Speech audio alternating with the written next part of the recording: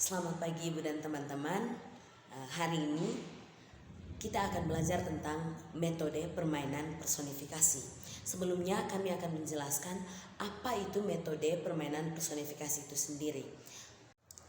Metode permainan personifikasi itu adalah suatu metode yang dimana kita mengibaratkan benda mati atau sesuatu yang non manusia itu seolah-olah seperti manusia atau bisa berbicara atau layaknya seperti benda-benda hidup atau makhluk-makhluk hidup.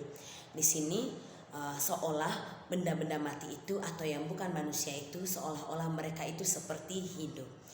Sebentar kami akan memberikan contoh di mana pohon itu dapat berbicara, dapat berkomunikasi layaknya seperti manusia atau layaknya mereka itu seakan-akan hidup.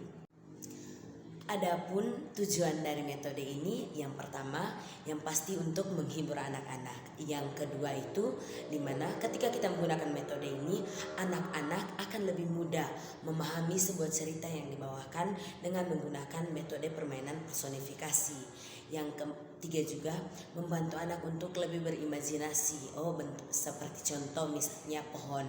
Nanti di sini anak-anak berpikir, pohon itu warnanya hijau ketika kita menggunakan pohon itu sendiri, atau pohon mangga itu buahnya seperti ini. Jadi mereka lihat secara langsung. Dan yang keempat juga dengan menggunakan metode personifikasi ini, anak-anak juga lebih cepat menangkap apa yang ingin kita sampaikan kepada mereka. Dengan mudah pula mereka melihat secara langsung pemeran-pemeran atau yang ada di dalam cerita yang ingin kita sampaikan kepada mereka. Dengan metode ini pula mengajarkan kepada anak bagaimana keterlibatan anak ketika dalam permainan. Apakah dengan permainan ini mereka bisa berkontribusi atau mereka bisa bersosialisasi antara satu sama lain. Dan juga dengan permainan personifikasi ini, anak-anak dengan lebih mudah masuk dalam ke cerita itu atau lebih menjadi pemeran langsung dalam cerita itu. Dan menurut kelompok kami juga metode ini sangat cocok diberikan untuk anak usia dini. Zaman dahulu, di tengah hutan belantara yang sangat indah, hiduplah berbagai jenis tumbuh-tumbuhan, segala jenis pohon dan segala jenis binatang. Jenis binatang berada dan hidup bersama-sama. Salah satu pohon yang tumbuh di dalam hutan itu adalah pohon ara. Yang satunya lagi ialah pohon mangga. Kedua pohon ini memiliki kepribadian yang berbeda. Pohon mangga memiliki sifat baik, sopan, selalu ceria, dan selalu bersikap ramah kepada semua makhluk hidup yang ada di hutan tersebut. Sedangkan si pohon ara adalah salah satu pohon dalam hutan tersebut yang sangat tidak murah hati. Ia hanya memperdulikan penampilannya dan ia juga sangat sombong. Dan karena kesombongannya itu, ia tidak disukai oleh semua binatang dalam hutan tersebut. Pohon ara juga selalu saja bersikap kasar pada semua binatang yang ingin bersarang di dahannya. Bulan itu kebetulan sedang musim panas dan hampir semua pohon daunnya berguguran, salah satunya daun dari pohon ara. Aduh, panas sekali sih hari ini. Dasar matahari gila. Apa dia tidak tahu kalau Amelia alergi sama panas? Aduh, panas, aduh. Iya, Ara, hari ini cuacanya sangat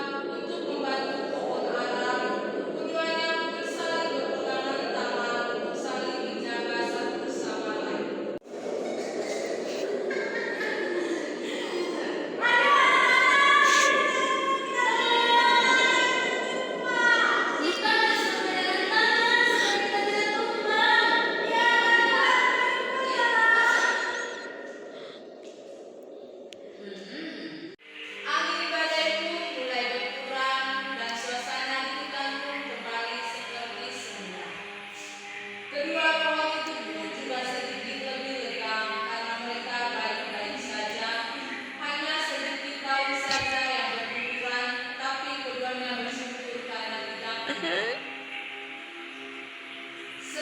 angin badai itu pergi, pohon mangga pun meminta maaf kepada pohon mangga, dan ia menyesali segala perbuatannya yang selalu menghina pohon mangga, dan ia pun berterima kasih pada pohon mangga karena telah membantunya. Sekian dan terima kasih. Ibu dan teman-teman, itu tadi contoh yang dapat kami berikan yang berkaitan dengan metode permainan personifikasi. Semoga dengan contoh tersebut mengajak kita, guru PAUD maupun calon guru PAUD, untuk lebih menyiapkan